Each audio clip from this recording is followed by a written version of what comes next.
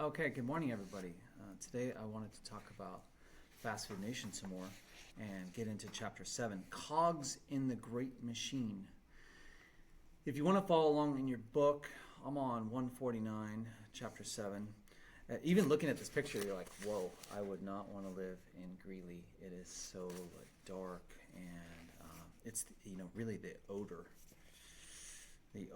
of the slaughterhouses would be overwhelming.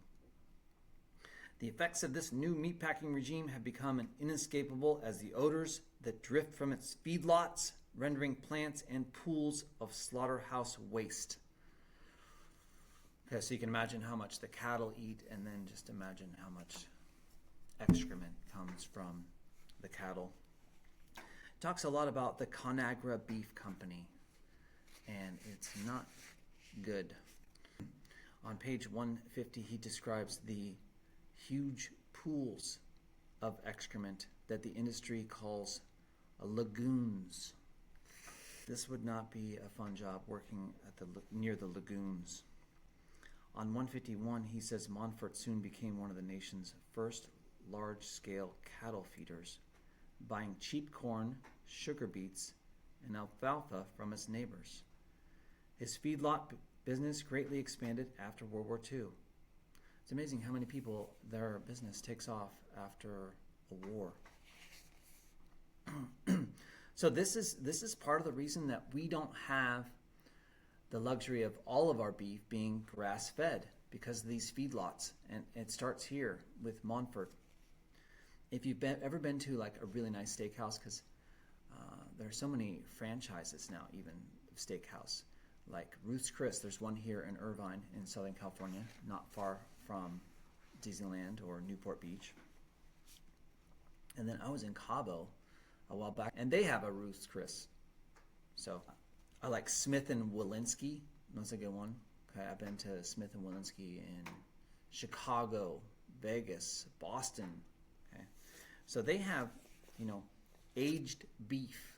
Okay, so the aged beef, they like to brag like, oh, this prime rib or this filet mignon or this ribeye has been aged for 23 days or 20 days or whatever. That's grass-fed beef. Okay, but the feedlot beef, it does not have to be aged. Go west on 152. At the top it says go west. When the slaughterhouse in Greeley first opened, its rural location was unusual. Meat packing plants were much more likely to be found in urban areas. Okay, so it used to be, obviously Chicago was the archetype of the meat packing industry. It was the largest meat packing plant and the largest slaughterhouse in America and the world. Okay, now they're everywhere. The working conditions in these meat packing plants were brutal. In the jungle, okay, I learned about this when I was, I think, in 8th grade history. The Jungle by Upton Sinclair was the first investigative journalism piece that looked at these meatpacking plants and took a hard look, a critical look. And it was because of that that Congress enacted legislation to make changes. Okay, so it would be safer for the workers and for us as consumers of the meat, because if you read The Jungle, there's a lot of stuff that falls into the vat for the bratwurst or the hot dogs. Okay, we don't want to know what's in hot dogs, right? And you certainly didn't want to know at the turn of the century. Turn the page to 154. He talks a lot about IBP, the corporation. If you're in my class, you're going to want to know a lot about Conagra and IBP and the IBP revolution. Okay, they really did not want these slaughterhouses unionized. Okay, just like I'm a teacher, and we're unionized. Okay, we get good benefits, and we're supposed to get fair wages, and we're a collective.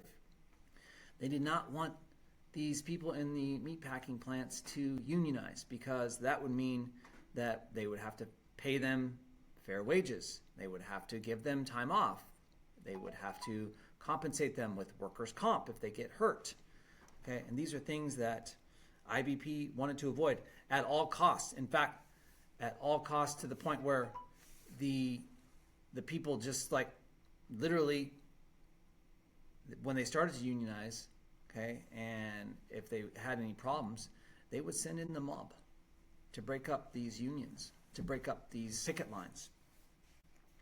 It talks about 154, La Cosa Nostra. They were accused of bribing union leaders. Okay? And they were accused of having tainted meat, sold it to the U.S. Army. That's not good. It's a good thing I was a Marine. BP is a prime example of how a mainstream corporation could be infiltrated by the mob. This ties to the 2008 prompt that we talked about. Corporate sponsorships, corporations. Go to 156. He talks about how there were so many employees of minorities. It used to be the meatpacking plants in Chicago were like run by the Polish, the Lithuanians, and African Americans. Okay? And they looked down on Mexican Americans or Mexicans. And Ruben Ramirez becomes an archetype for the hardworking Mexican American who makes a difference. So he continues talking about Ken Montfort and his influence. And at first, he had been a guy who was like, okay, I want to start these meatpacking plants and these slaughterhouses, and I want to give my employees what they deserve because they work hard for me. But eventually, he folded and he went to the dark side, Eric Schlosser might say. And ConAgra had a big influence on that as they bought him out. Okay, he made, I think he said, $270 million in ConAgra stock. And he talks about all these companies that ConAgra had an influence over or owns. Like they're so big, you wouldn't even know that you're eating them. But if you're eating Hunt's ketchup, you're eating something from ConAgra. Or Country Pride butter, you're eating something from ConAgra. Or Hebrew National hot dog, that's from ConAgra. And they were accused of tampering with trucks and scales. Okay, fixed price fixing, all these things that are not good. And then he talks about the new industrial immigrants on 160. The meatpacking jobs had once been for like hardworking Americans, skilled laborers. These people with knives, skill in cutting up the beef and making the center cut sirloin or the prime rib cuts or the filet mignon choice or prime. But now, because they're offering lower and lower wages and not allowing unions, it sort of ties with our other book that we read this year, The Devil's Highway, if you haven't read that, Luis Uria, and why immigrants come to America. It's because of these type of jobs. IBP on 162 is even a trailblazer in recruiting migrant labor. So they'll go to Guatemala, they'll go to Mexico, and they'll start recruiting people to come. So they're incentivizing people to come and take these jobs because they're going to make a lot more money than they would in Guatemala. They even at one point wanted to use a homeless shelter in Minnesota to house their labor. Shady. The Sweet Smell on 164. This is in Lexington, Nebraska, and he uses Lexington, Nebraska as another illustration of the ills of the meatpacking industry. They had this town hall meeting. They're saying, oh, this is going to be so great. We're going to bring a slaughterhouse to your town. It's going to bring in jobs. And everyone's like, oh, well, what will that do for our city? Oh, nothing. Everything will be fine. You won't even smell it. You won't even notice it's there.